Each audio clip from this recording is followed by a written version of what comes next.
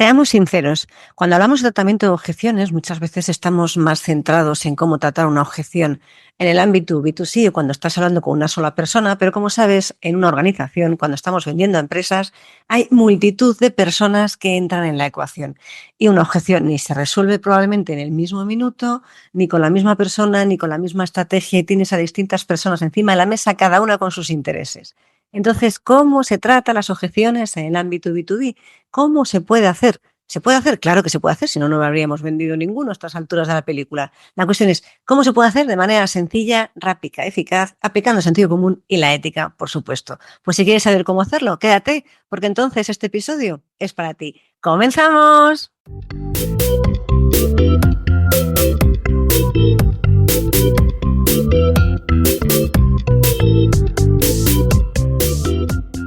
Te doy la bienvenida al podcast de las ventas.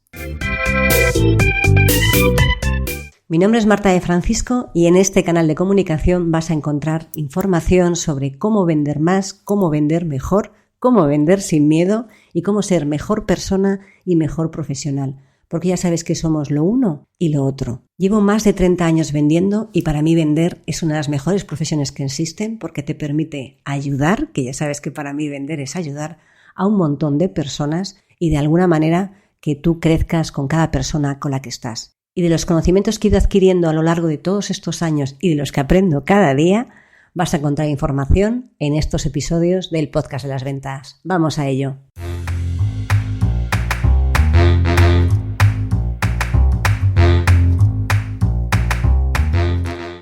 Hola a todos y bienvenidos a un nuevo episodio del podcast de las ventas. Mi nombre es Marta de Francisco y en este canal de comunicación vas a encontrar información que te ayuda a vender más, a vender mejor, a vender a empresas, a vender a personas, a clientes final y te ayuda a estar en equilibrio en todas las áreas de tu vida porque se trata de lo uno y lo otro. De nada tiene sentido tener mucho éxito en los negocios y luego tu vida personal es un poco desastre.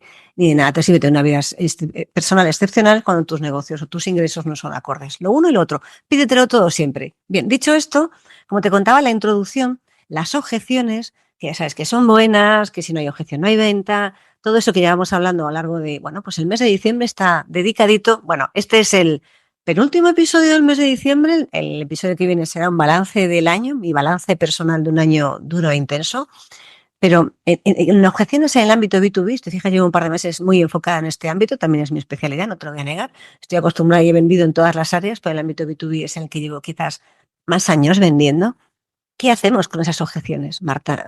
Marta, ¿se puede tratar objeciones en el ámbito B2B? Claro, se puede. No es que solo se puedan, es que se deben y se tratan las objeciones en el ámbito B2B. Lo que pasa es que no es tan sencillo ni tan directo, porque muchas veces tú ya estás con esa persona y de repente entra otro más en juego y no sabes muy bien cómo manejarlo y qué haces ahora y cómo lo involucras y cómo involucras a todos. Yo creo que os hice un episodio en el que se hablaba de cómo involucrar, ¿no? Las figuras geométricas, era eso, las figuras geométricas en la negociación. Bien, pues a la hora de vender, a la hora de tratar objeciones, nos encontramos ante distintas situaciones, ¿no? ¿Por qué es más complejo en el ámbito B2B? Pues porque hay más gente que decide, no solo es una persona. Y si os acordáis que lo ideal siempre era que hubiese un equilibrio, ¿no? Que no hubiera un equilibrio exacto, dos de un lado y dos del otro, pero que sí que hay distintas personas que van a tener que tomar la decisión en el ámbito de la compra cuando me estás vendiendo a empresas. No siempre es la misma. Hay veces que sí, que hablas con la persona con la que hablas, se encarga de gestionarlo todo, pero hay veces que no. Entonces, como hay veces que no se encarga de gestionarlo todo, pues puede haber decisores diferentes y cada uno con su casuística particular, cada uno con sus intereses personales y profesionales y cada uno, como te contaba en los episodios, con un perfil distinto. Uno puede ser más analítico, uno más emotivo, otro más emocional. Ay, Dios mío, entonces, ¿qué haces en este entorno? ¿Qué es lo que haces? Pues luego te voy a contar, pero lo que me gustaría que tuvieras en cuenta es que tienes que involucrar a todos. Esto ya te hago un spoiler. Tienes que involucrar a todos y a cada uno hablarlo en su propio lenguaje, lo cual es complejo cuando están todos en la misma mesa, pero es totalmente necesario hablar con cada uno de ellos. Por eso el discurso siempre tiene que ser coherente. No puede ser que haya diferencias entre lo que le cuentas al financiero y lo que le cuentas a la persona técnica. En el fondo tiene que ser lo mismo. ¿Qué pasa? Que el lenguaje, la manera de articular, la manera de tratar la objeción va a ser diferente. Pero lo más normal es que te encuentres con que al financiero le aprieta el zapato en la parte del presupuesto, al técnico en la parte de integración o consecuencias que tiene y al directivo en la viabilidad en largo plazo, al directivo barra CEO en la viabilidad en largo plazo. Y fíjate que al final es para el mismo proyecto tienes 3 inquietudes distintas y son esas 3 las que tienes que poder tratar. También tienes que tener en cuenta que una objeción en el ámbito B2B, aunque la resuelvas en ese momento, directamente no significa que eso vaya a convertirse en un cierre, en una venta inmediatamente. Porque el ciclo de venta en el entorno B2B es más largo. Nos encantaría que fuera más corto, ¿verdad? Sería mucho más ágil, más dinámico, incluso hasta más divertido y con menos dolores de cabeza. Pero la realidad es que cuando estás vendiendo a empresas, los ciclos de decisión son muchos, muchos más largos. Y a veces avanzan, luego se paran, luego vuelven a avanzar con cogen carrerilla. Cuando parece que llegas al cierre, se vuelve otra vez a ralentizar. Es la vida. Es la vida que nos ha tocado vender cuando vendemos a empresas que también tienen su parte divertida. Yo me lo paso muy bien, aunque reconozco que a veces puede llegar a ser un poco frustrante porque nunca sabes exactamente cuál va a ser el periodo. Tienes una idea del periodo medio de decisión, pero muchas veces te sorprende para bien y a veces te sorprende para mal. Además, tienes que tener en cuenta que el riesgo, una persona puede más o menos asumir el riesgo, una empresa pequeña puede asumir el riesgo porque quizá tu interlocutor es el CEO y entonces, bueno, pues está o no está dispuesto a asumir el riesgo y está directamente involucrado, pero cuando ya estás en una empresa más grande, dependiendo del volumen, ¿quién asume el riesgo de la decisión? ¿Se reparte? ¿Recae en el quien firma ese pedido? Entonces hay mayor aversión al riesgo a tomar la decisión de compra, porque al fin y al cabo tiene que dirigirse a otra persona, no me sale la palabra, tiene que responder a otras personas, rendir cuentas ante otra persona y quizás, oye, pues lo hace de una manera que todos actuamos de buena fe, pero quizás ese miedo a verse, a equivocarse hace que muchas veces el periodo se alargue o las objeciones sean cada vez mayores, más complejas o incluso directamente pues esté ahí la famosa objeción oculta. Entonces, ¿qué es lo que tenemos que hacer aquí? Pues primero tomárnoslo con paciencia, entender que esto es parte de las reglas del juego, que no se puede cambiar, o sea, que nos encantaría cambiar las reglas del juego. ¿A quién no le gustaría? Yo la primera, pero no siempre se puede y no siempre es, ni se puede ni es viable ni nada por el estilo, ¿no? Porque tú no puedes intervenir en el funcionamiento de otras organizaciones ni en lo que piensan ni sienten cada una de las personas con las que tú te relacionas. Entonces, me gustaría que hicieras un pequeño ejercicio aquí antes de continuar con el siguiente bloque dentro de este podcast en el que pienses en cuántas veces, o sea, cuántas de estas cosas te he contado te sientes identificado y en cuántas te habías dado cuenta que era la tónica general y en cuántas te habías dado cuenta de que había distintos perfiles. Y al final estas cosas del tomar conciencia de lo que sucede es lo que te va a permitir tomar acción estratégica para poder solucionarlo, porque sin eso al final es muy difícil continuar. Dicho esto, que seguro que lo estás deseando, y sí, si me da tiempo, os prometo que las notas del podcast, si me da tiempo, tendréis una guía en la que todo esto de tratamiento de objeciones en el ámbito B2B lo tendréis detallado con ejemplos y demás. Estoy trabajando en ella, pero tened en cuenta que lleva tiempo y estoy haciéndonos un montón de documentación descargable que ya veremos si soy capaz de hacer todo lo que me prometo hacer. Y si cuando me comprometo ya sabéis que lo hago. Así que voy a hacer todo lo posible por dejaros esta guía porque me parece fundamental tener en cuenta cómo funcionan las objeciones en el ámbito B2B, porque no son exactamente iguales ni funcionan igual que funcionan en otros entornos y no funcionan las que nos encontramos en el entorno importado de otros países. Bien, vamos allá con esas estrategias que son prácticas, podría decirte la palabra avanzada que queda muy de marketing, pero que son prácticas para resolver objeciones complejas como las que se dan en el ámbito del B2B. Vale. La primera de todas, que es obvia y de sentido común, es que tú tienes que conocer e involucrar a todas las personas que vayan a tener capacidad de decisión o que vayan a decidir sobre esa oportunidad a la que tú estás vendiendo. Por eso, tan importante es en el proceso de cualificación antes de llegar a la parte de objeciones averiguar cómo van a comprar. El departamento de compras simplemente recibe y firma, pues a lo mejor sí que está bien poder hablar con ellos porque cuanto mejor te lleves con el departamento de compra, más ágil va a ser todo, pero quizás no sea un problema a la hora de que surja una objeción, pero a lo mejor sí el financiero. Entonces tienes que saber cuál es el proceso de compra y quién está involucrado en ese proceso de compra, que probablemente varíe en función del importe o el impacto, que no tiene por qué ser solo económico, que tenga esa decisión dentro de la organización de tu cliente. Y tienes que conocer y tienes que involucrar. Y no solo tienes que conocer y que involucrar, sino que tienes que hablar a cada uno con su lenguaje y con su casuística. Por favor, revísate el episodio donde te contaba cómo aplicar el contexto, hablaba de cierres, pero entiende que el mensaje es el mismo en función de si es un cliente más analítico, si es un cliente más emocional, si es un cliente más dubitativo. Tienes que saber exactamente cómo ajustar, personalizar tu mensaje a esa persona en concreto. Es la única forma de garantizarlo. Y también la única forma de averiguar más cosas es preguntando. Así que, ¿cómo aplicas lo de poder meter a todo el mundo en la misma ecuación?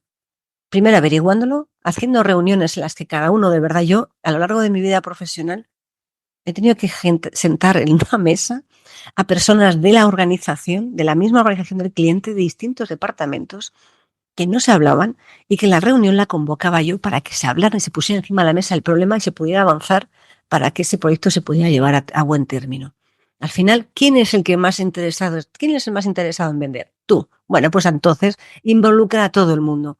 Tendrás que analizar si puedes juntarlos a todos, si tienes que hablar con cada uno de ellos por separados, procurar ver cómo es esa jerarquía entre cada uno y entre cada persona dentro de la toma de decisiones, que no tiene por qué ser necesariamente la orgánica, ya lo sabes, la que está en la estructura, en el organigrama. Además, tienes que saber cómo se relacionan entre ellos, quién se lleva bien con uno y con otro, porque no puedes jugar a picar a uno para que el otro actúe. Tienes que ser lo más neutral, limpio, ético y profesional que seas capaz de ser. Y no digo posible, que seas capaz de ser, que eso es lo máximo que tú puedes dar. Porque la única manera de que esto después no te venga de vuelta, no como una ola, sino como un tsunami, es que tú hayas hecho las cosas de manera correcta. Porque aunque te parezca que entre ellos no se llevan bien, luego el corporativismo acaba devolviéndote la jugada. Así que procura siempre incorporar a todo el mundo en la decisión de compra. Si pueden estar juntos, si se llevan relativamente bien, es genial porque van a salir encima de la mesa todas las posibles objeciones y vas a poder tratar con cada uno de ellos en su función de su lenguaje, pues uno el coste, otro impacto, otro integraciones, no sé, dependiendo de lo que sea cada uno de ellos, pero tienes que tener a todo el mundo o en la mesa o hablar con cada uno de ellos por separado, manteniendo un discurso siempre igual. Es decir, tú puedes cambiar el discurso para centrarte en el retorno de la inversión que va a tener la implantación de esa solución, y la implantación de esa solución y con todos los requisitos y con todo lo que involucra va a ser igual que lo que le cuentes al departamento técnico. Es decir, no cambias lo que hay, no cambia si a cada uno le cuentas algo diferente, solo que ajustas el mensaje a lo que esa persona realmente necesita saber. Retorno a la inversión del financiero, facilidades de pago, formas de facturación, eso es lo que le va a interesar al financiero y al departamento técnico, por ponerte el ejemplo. Lo que le va a interesar es cuánto tiempo le va a llevar, cuánto tiempo de implantación, cuántos recursos le vas a quitar, cuántos dolores de cabeza le va a dar. Eso es lo que le va a interesar. Eso es lo que tienes que centrarte. Y quizás en el retorno a la inversión le importe un poco menos. Querrá que no sea muy caro porque irá a coste de su departamento, pero probablemente no sea tan importante como la parte de cuánto trabajo le va a llevar. La segunda es que si te surge una objeción, la primera técnica es eso, absolutamente todo el mundo que vaya a tomar la decisión tiene que estar dentro de la ecuación. La segunda es que si hay una objeción, que a veces es grande, esto es como la teoría del elefante. Y otro día en el programa que estoy haciendo de mentorización, que ya sabes que tiene una parte grabada en vídeo y otra que son sesiones uno a uno, hablaba justo de la teoría del elefante, ¿no? ¿Y cuál es la teoría del elefante? ¿Cómo se come un elefante? Bocado a bocado, ¿no? Pues, ¿cómo se trata una objeción que es compleja? Trocito a trocito. Si alguien te plantea una objeción que engloba, bueno, es que esto es muchísimo presupuesto y es que además no tenemos tiempo y es que además esto está repartido por distintas ubicaciones y a ver cómo lo vamos a hacer. Bueno, pues vete parte a parte. ¿Qué es lo que más os preocupa ahora mismo? ¿Para cómo puedes trocearlo? ¿Cuál es la mayor preocupación? Probablemente, dependiendo de quién sea, tenga uno u otro. Entonces ahí, si hay mucho conflicto entre financiero y técnico, pues tendrás que ir a alguien por encima que tenga una visión más global. Y si no puedes, pues tendrás que ver cómo concilias esas dos cosas. Pero al final lo que tienes que hacer es intentar coger esa super objeción de que es enorme y que parece que está anidada en una otra y ir tratándolo uno a uno. Bueno, esto es mucho dinero, pero si lo consiguiéramos financiar y hacer que puedas hacerlo en pagos mensuales sería mucho más llevadero. Ah, genial, eso me encaja. Vale, perfecto. Dices que es demasiado tiempo en lo que vamos a tardar y que hay mucha dispersión. Podemos priorizar, si tenéis mucha dispersión geográfica, en qué oficinas, con qué equipamiento vamos a empezar a trabajar. Ah, pues sí, podríamos hacerlo así. Genial. Acabas de trocear una objeción. Si intentas abordarlas a la vez, ¿cómo vas a abordar a la vez? Esto es mucho dinero y además no tenemos tiempo porque hay mucha dispersión geográfica. Trocea. ¿Qué es? Dispersión geográfica, tiempo y dinero. Bien, pues ¿por cuál puede ser bloqueante ahora mismo, no? El dinero. Pues no hay dinero, no hay compra. Bien, pues voy a por el dinero. Después, ¿dónde voy? A por esta. Después, ¿dónde voy? A por la otra. Y de una objeción grande te vas a objeciones más pequeñas. Eso es más sencillo, primero, para ti, de trabajar, de argumentar y de convencer y persuadir en el sentido siempre positivo de la palabra, y para tu interlocutor, tus interlocutores, mucho más sencillo de entender. Si al final el sentido común, la verdad que ya sé que es el menos común de los sentidos, es lo que más te va a ayudar a vender. Así como suena. Es lo que más te va a ayudar a vender. Por supuesto que utilizando técnicas, la ética, el sentido común y todo lo que quieras. Bien, cuando hemos troceado la objeción, ¿cómo podemos, otra herramienta que te va a ayudar en el ámbito B2B a potenciar esa argumentación de tus objeciones? Es el usar datos y comparativas relevantes. Para eso hay millones de opciones. Usar datos pueden ser tuyos, del mercado, del sector, de la competencia de tu cliente, de empresas del mismo sector de tu cliente, de colaboradores tuyos, colaboradores del cliente, incluso de tu competencia que ha trabajado en entornos parecidos a esos. Utiliza casos de éxito, utiliza referencias, utiliza estudios del mercado. Cuanto más sólido y argumentada esté tu propuesta y tu argumentación, más peso va a tener y más fiable, fidedigna y viable y posible se va a ver que esa objeción pueda llevarse a buen término. Porque si no, se queda solo con tu idea. Y tu idea es estupenda y maravillosa, entiéndeme, pero hay que dar todos los argumentos posibles para que tu cliente, que está en un entorno empresarial donde muchas veces se juega al puesto si se equivoca al decidir, tenga toda la argumentación encima de la mesa, porque si se equivoca, pues estaba el estudio de no sé qué, no sé cuántos que decía que esa era la mejor solución. Y por lo menos sí, yo me equivoqué, pero en base a todo lo que había de estudios del mercado. Cuanto más ayudes a que la toma de decisión sea más sencilla, porque haya informes, estudios, casos de éxito, yo qué sé, les llevas a tomar un café, una reunión con un cliente que les cuente cómo le ha ido. Eso todo te vaya a ayudar a argumentar las objeciones. Y te digo esto porque al final la objeción a lo mejor puedes medio resolverla en una reunión. Pero eso no significa que después, ¿sabes?, el siguiente paso sea que te entre un pedido por el fax o por el correo electrónico. ¿Sigue habiendo fax? Te me acaba de preguntar. Seguro que sí, pero ya hace tanto que no veo uno. Bien, vuelvo, que me disperso. Lo que quiero decirte es que aunque tú resuelvas la objeción, eso después tiene un proceso. Y como el proceso se ralentiza, puede volver a surgir otra objeción. Si tú has argumentado y has incluido toda esta documentación adicional, si les surge, simplemente van a verlo y van a decidir continuar, o te van a preguntar algo mucho más concreto, pero ya no va a ser la mega objeción que a ver cómo porras la solucionas. Va a ser una objeción mucho más sencilla de tratar, o no, porque a lo mejor quizás vayan justo al punto más espinoso, pero entiéndeme, cuanto más información les des, mucha mayor facilidad vas a tener a la hora de que tu cliente realmente pueda darse por satisfecho con la explicación que le estás dando a esa objeción. Y otra cuarta estrategia que podemos utilizar, ¿me he comido una? Déjame mirar. Involucrar a todos los decisores, dividir la objeción en trozos más pequeños. Pues me he comido. A usar datos, bien, ¿no? Está aquí. ¿Para qué tenéis que tener una chuleta que si no me voy? Y en el cuarto es crear objeciones de implementación. O sea, crea opciones de implementación, no objeciones. ¿Qué es? Que puedas hacerlo escalonado. Eso te lo contaba también antes. Muchas veces la objeción es más grande, pero si de repente es un proyecto muy grande, muy inmenso, que el simple hecho de hacer un acercamiento ahí, aunque sea una buena opción, aunque sea lo que realmente necesiten, volvemos como a la teoría del elefante, no es tan grande, esta vez es al revés, es el cliente el que ve el elefante, no lo ves tú, es el cliente el que ve el elefante. Pues tú lo que tienes que ayudarle es a comerse el elefante. Pobre elefante, ¿qué culpa tiene? Lo que quiero decir es que tienes que ayudar a trocear, a escalonar ese proyecto, ese servicio. Si es muy grande y su principal objeción es que lo ven demasiado grande, interesante, necesario, pero muy grande y muy difícil de abordar. Bien, ¿se puede trocear? Habrá veces que no se puede trocear. Se puede trocear, se puede escalonar, se puede de alguna manera hacer que la implementación, la implantación sea progresiva, escalonada. Genial, plantéalo. O sea, plantea el proyecto completo y cómo se va a hacer en fases. Faséalo.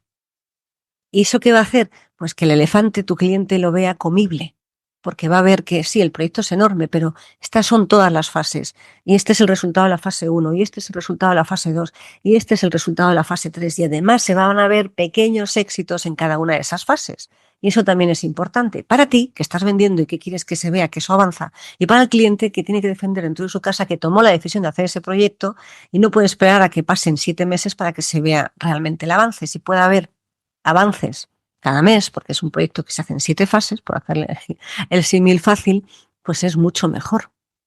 Es mucho mejor.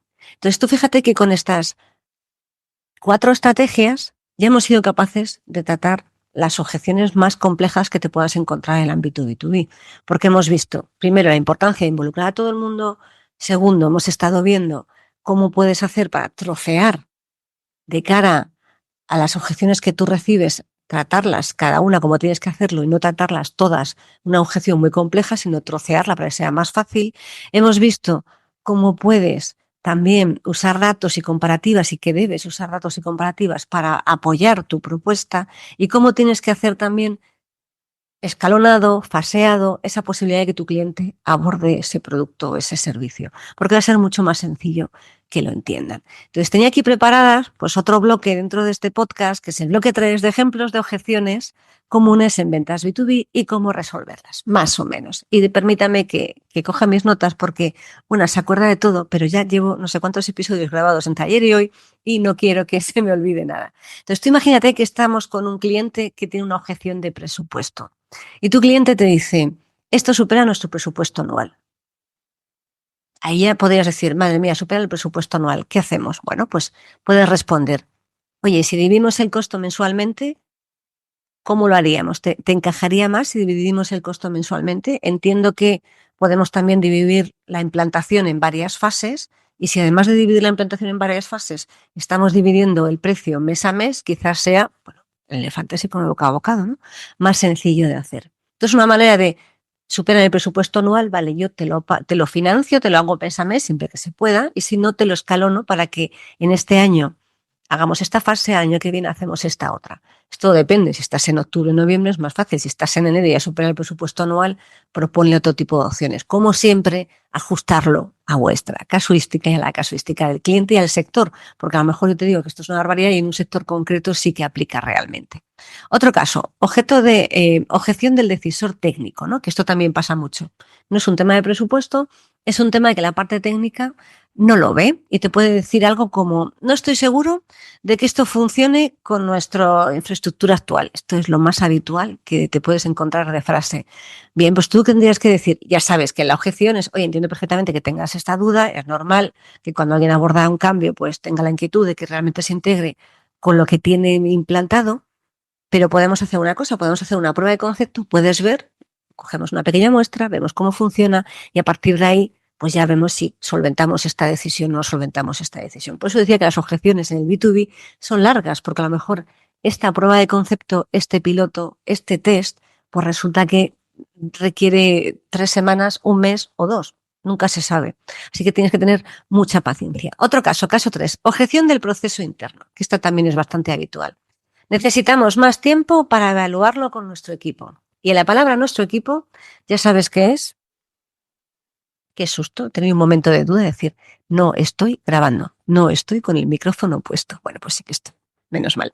Bien, como te decía, cuando tu cliente te dice que tiene que hablarlo con el equipo, ¿qué pasa? Que muchas veces directamente lo que está sucediendo es que está derivando o intentando diluir la toma de decisiones entre otros grupos, que es un ente abstracto. Entonces, aquí, ¿qué es lo que tienes que hacer? Ofrécete a, oye, voy contigo, te acompaño, le mostramos la prueba de concepto, te muestro el estudio de costes, quieres que os ayudemos, involúcrame por favor para que te pueda echar una mano a defender el proyecto. Ofrécete a colaborar, porque si dejas en manos de un tercero, dentro de esa nebulosa que es el equipo interno dentro de una organización, al final eso es muy complicado porque tú no controlas. Y recuerda que en una negociación de venta, quien tiene que, o sea, si se trata de un win-win, tienen que ganar ambas partes, en eso estamos de acuerdo, pero quien tiene que tener la sartén de la conversación, el mango de la sartén de la conversación eres tú. En igualdad de condiciones, pero tú eres quien tiene que manejar la conversación. En el momento en que esto se diluye y se va de tu alcance, ahí ya tienes muchos más problemas. Por eso una objeción de necesito hablarlo con el equipo es, te ofreces a ayudarlo, te ofreces a contarlo, tengo aquí, os puedo ayudar, os podéis venir. Ofrece todo lo que puedas para no quedarte fuera de esa parte. Porque si no, créeme que realmente ahí ya sí que estamos fuera de cualquier posibilidad de por lo menos poder influir en la toma de decisiones. Y nada más por hoy, la verdad es que espero que con esta manera, no nada novedosa, pero sí práctica y de sentido común, de aplicar las objeciones dentro del ámbito B2B, te ayude para que puedas cerrar más ventas, para que puedas avanzar en tus procesos de venta, para que puedas tener más oportunidades de vender, no solo de aquí a final de año, que estamos a día 22, creo que es este episodio, por lo tanto va a ser un poco complicado, pero quizás sí, nunca se sabe, pero sí para que lo implementes en tu día a día. Así que recuerda que te dejaré las notas del podcast, que sí que me portaré bien, un PDF, un descargable para que puedas tener todo esto a mano. Soy consciente de que muchos me escribís diciendo, oye, Marta, ¿cómo puedo tener esto más fácil? Y al final, bueno, pues pide y se te concederá a veces, así que no siempre, porque a veces no puedo, no me da para todo, pero si en algún momento necesitas algún tipo de contenido adicional, me lo pides y lo vamos trabajando, que para eso estamos aquí, para echaros una mano. Es más, si en algún momento tienes alguna objeción de estas que dices, no sé muy bien qué hacer con ella, pues mándame un correo y yo encantada de echarte una mano. Nada más por hoy, nos vemos, nos escuchamos en el siguiente episodio, que ya sí te haré mi balance de este año 2024, que ya te digo yo, ya te adelanto, que ha sido intenso, lleno de cambios y más que están por llegar. Chao, chao.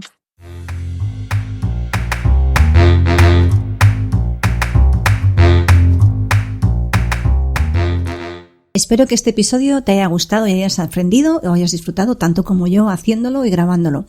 Si te ha gustado, te ha aportado o de alguna manera ha hecho que te obligue a pensar un poco más, te voy a pedir un favor. Saca una captura de pantalla de tu móvil, compártelo en redes sociales, en Instagram estoy como @éticacomercial, y si no eres de redes sociales o no te apetece, que también es una buena opción, por favor aquí en iVoox regálame un corazón o un comentario para que podamos hacer que este podcast crezca, para que podamos hacer que más gente tenga una manera diferente de ver la vida y de ver las ventas, porque estamos siempre continuamente aprendiendo. Muchas gracias por estar una semana más al otro lado del auricular. Nos vemos en el siguiente episodio.